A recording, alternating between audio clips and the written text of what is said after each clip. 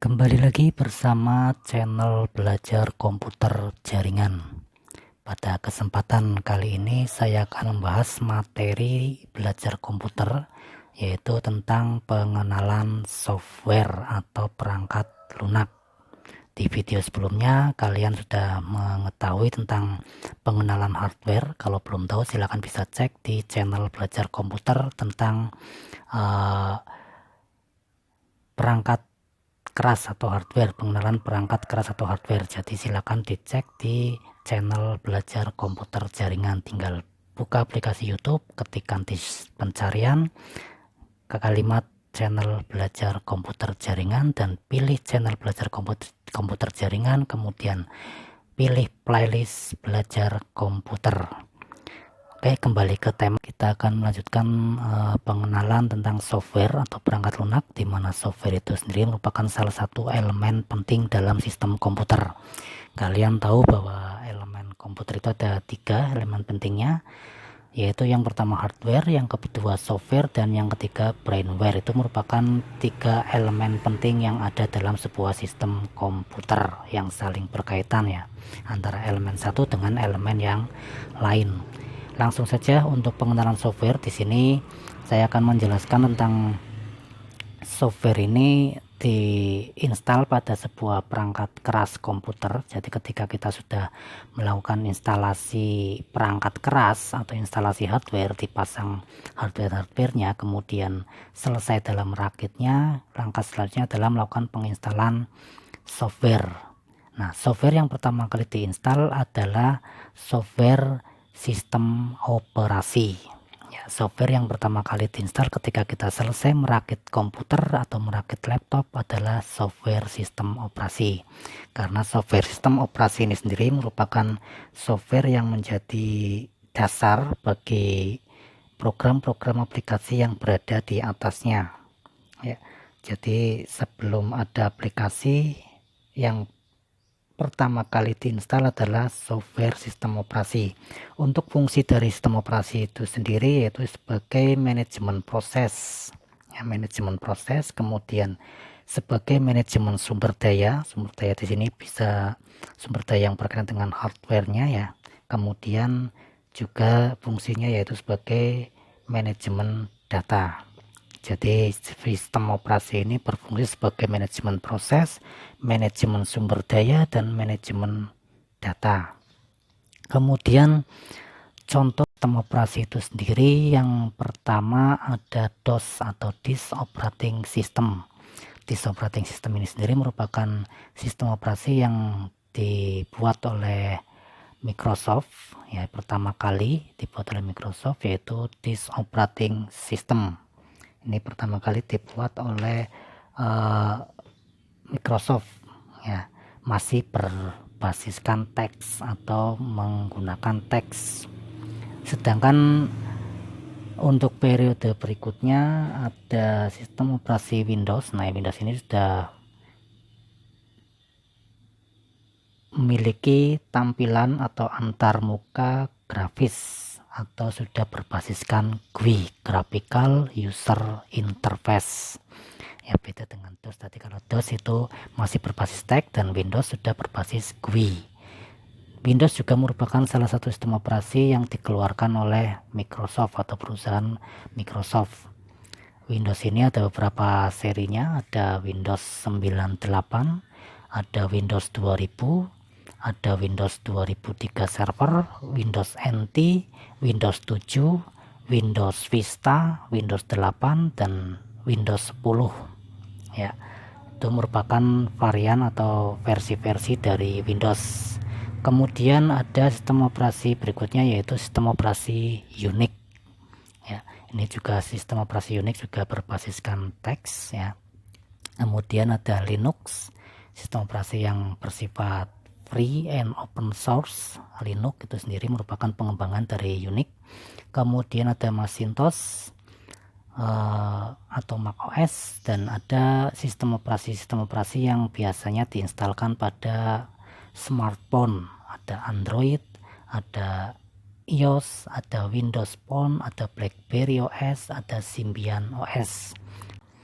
Ya, itu merupakan jenis-jenis software yang pertama yaitu software sistem operasi atau operating system. Contohnya ada DOS, ada Windows, ada Unix, ada Linux. Linux ini juga merupakan software yang gratisan ya, yang bersifat free dan juga open source.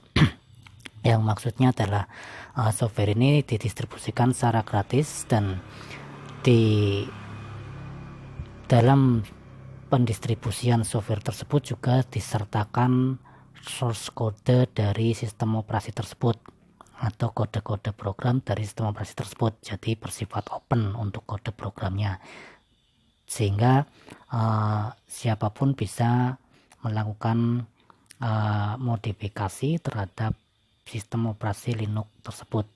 Jadi bisa berpartisipasi dalam pengembangan Linux. Ini biasanya dikembangkan oleh komunitas-komunitas pecinta Linux ya. Jadi pendistribusiannya gratis ya, siapapun bisa memiliki tanpa harus membayar.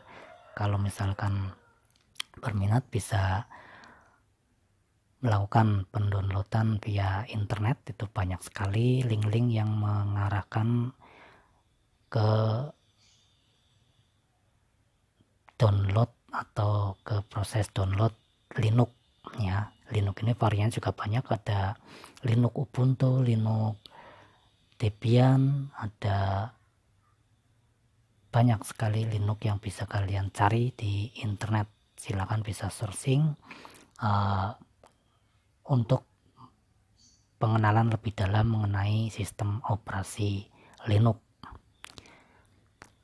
Kemudian setelah software sistem operasi ada yang namanya software aplikasi. Nah, software aplikasi ini merupakan software yang diinstalkan ketika dalam sebuah komputer sudah terdapat software sistem operasi. Jadi ketika software sistem operasinya sudah ada, baru kita bisa melakukan instalasi software aplikasi. Contoh dari software aplikasi ini ada banyak sekali. Ada aplikasi perkantoran, mungkin yang familiar dengan kalian, ada Office ya, aplikasi pengolah kata, pengolah angka, kemudian ada presentasi, aplikasi presentasi, pengolah data dan sebagainya. Itu merupakan aplikasi perkantoran. Ada Office, ada Open Office, ORG dan sebagainya. Kemudian aplikasi editing foto. Nah, ini untuk kalian yang suka melakukan pengeditan foto-foto, ini bisa menginstalkan aplikasi editing foto. Contohnya apa? Ada Photoshop yang mungkin familiar ya, ada Photoshop dan ada yang lain lagi. Kemudian ada aplikasi editing video. Ini juga aplikasi yang digunakan untuk melakukan pengeditan video. Yang mungkin kalian hobi dalam melakukan editing video, bisa menginstalkan aplikasi editing video. Ada banyak sekali aplikasi-aplikasi editing video. Silakan bisa searching di internet aplikasi editing video, baik yang free maupun yang berbayar. Kemudian ada aplikasi desain grafis. Aplikasi desain grafis juga di sini digunakan untuk melakukan pendesainan atau melakukan desain, baik itu banner, poster, kemudian kaos dan sebagainya, termasuk pendesainan bangunan dan sebagainya. Ini merupakan aplikasi desain grafis. Mungkin yang familiar adalah Corel Draw ya, yang Corel Draw. Kemudian kalau misalnya untuk desain yang berkaitan dengan mesin, biasanya ada AutoCAD dan sebagainya ya. Kemudian ada aplikasi browser. Aplikasi browser ini merupakan aplikasi yang digunakan untuk menjelajahi akses internet ya, atau berselancar di internet. Kita memerlukan aplikasi yang dinamakan aplikasi browser ya. Jadi kalau misalnya kita pengen melakukan pengaksesan terhadap situs-situs tertentu yang ada di internet, kita harus melalui aplikasi browser. Misalkan ada Google Chrome, ada Internet Explorer, ada Opera, UC Browser dan sebagainya ya. Kemudian ada juga aplikasi multimedia ya. Aplikasi multimedia ini digunakan untuk memutar video, mendengarkan musik dan sebagainya. Itu merupakan aplikasi-aplikasi multimedia. Jadi ketika kalian akan melakukan pemutaran video, akan mendengarkan musik di komputer, terlebih dahulu harus punya aplikasi multimedia. Ini juga aplikasi-aplikasi ini baik perkantoran, editing foto, editing video, desain grafis, browser multimedia ini juga bisa kalian telusuri melalui internet. Coba dicek, banyak sekali aplikasi-aplikasi yang bersifat free atau gratisan atau juga yang berbayar. Silakan bisa kalian tentukan sesuai dengan kebutuhan untuk instalasi software aplikasi ini. Jadi tidak harus semuanya diinstalkan, tidak, tapi sesuaikan dengan kebutuhan kalian. Kalian butuhnya apa? Kalau misalkan cuma butuh aplikasi untuk tulis menulis, misalkan pengolah kata, pengolah angka, presentasi, ya silakan hanya install aplikasi perkantoran saja. Kalau kalian hobi editing foto, ya silakan tambahkan untuk aplikasi editing foto. Kalau hobi dalam editing video, ya silakan tambahkan. Kalau hobi dalam desain grafis, ya silakan tambahkan aplikasi desain grafis. Jadi intinya tidak semua harus diinstalkan, itu disesuaikan dengan kebutuhan kalian. Kemudian selanjutnya jenis-jenis software, ada software utility. Nah, software utility ini sendiri biasanya software yang digunakan untuk melakukan perawatan PC atau komputer secara software. Jadi untuk melakukan perawatan komputer atau PC, kita juga bisa melakukan secara hardware dan juga bisa melakukan secara software. Kalau secara hardware mungkin sering dibersihkan untuk perangkat-perangkatnya agar tidak banyak debu yang menempel. Kalau secara software kita bisa menggunakan aplikasi-aplikasi di bawah ini, misalkan ada antivirus. Nah, misalkan kalau kita sering download aplikasi-aplikasi yang gratisan atau free atau yang lain, atau sering akses internet, biasanya di situ akan sering sekali komputer kita disisipi oleh virus.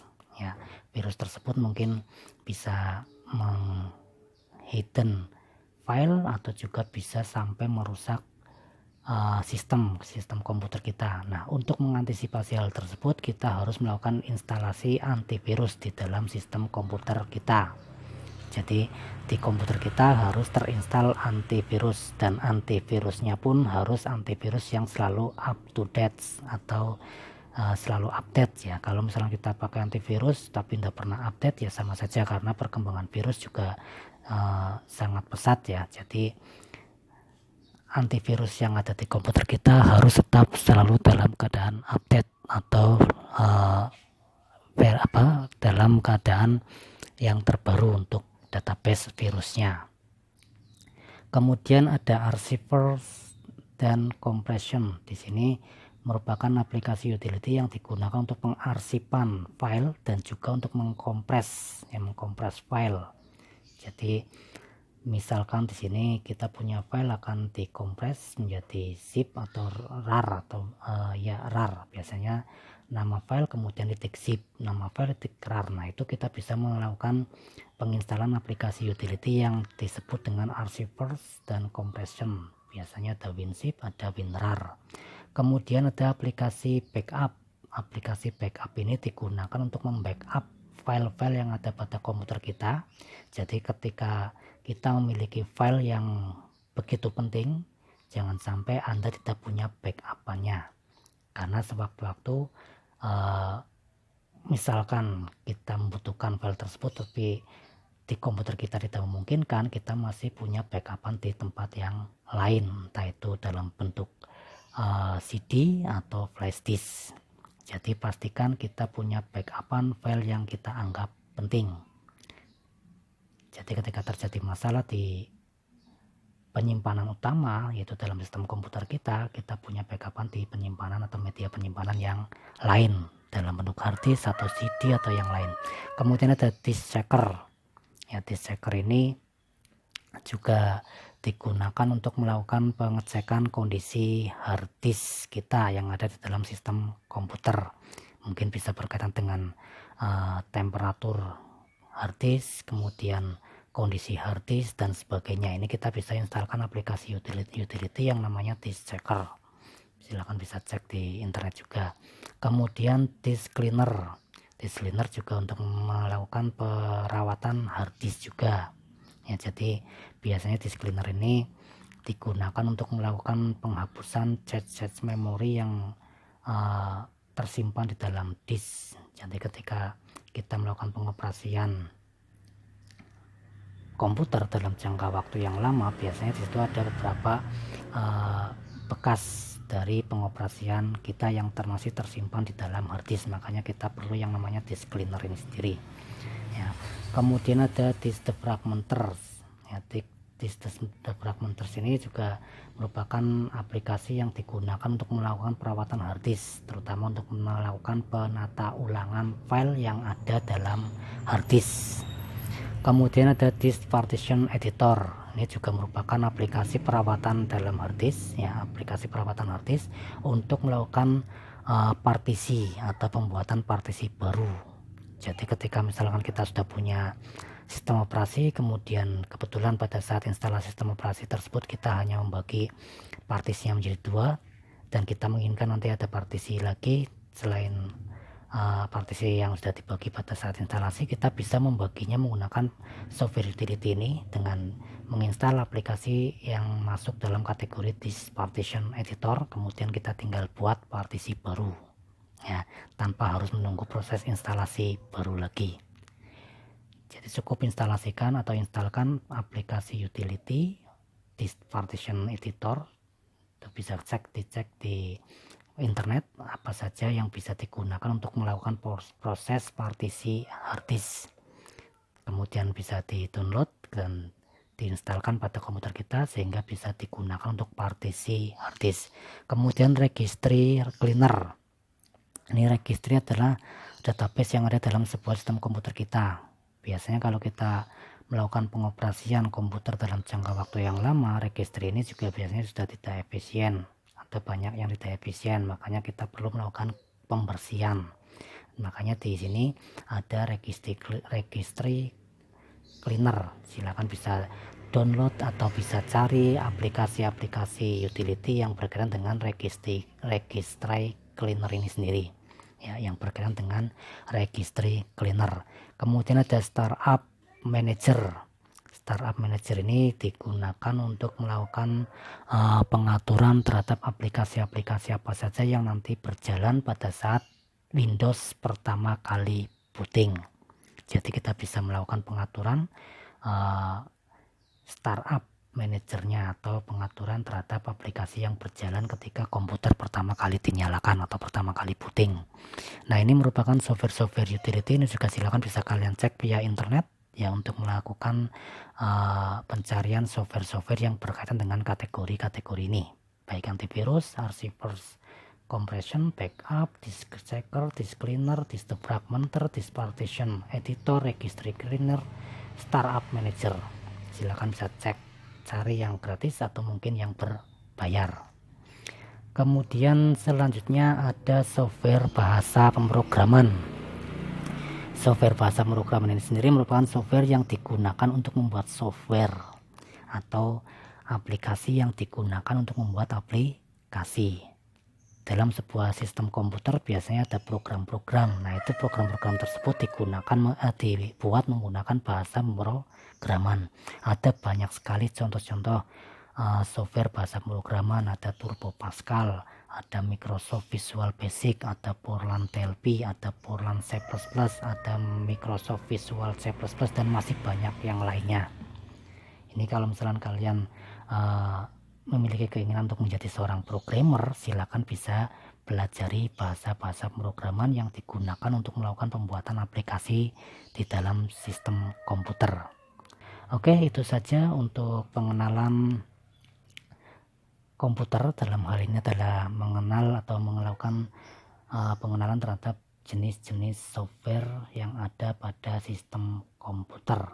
Dan jangan lupa tunggu video-video berikutnya di channel Belajar Komputer Jaringan, atau bisa kalian lihat video-video yang sudah saya upload di channel Belajar Komputer Jaringan. Semoga bermanfaat.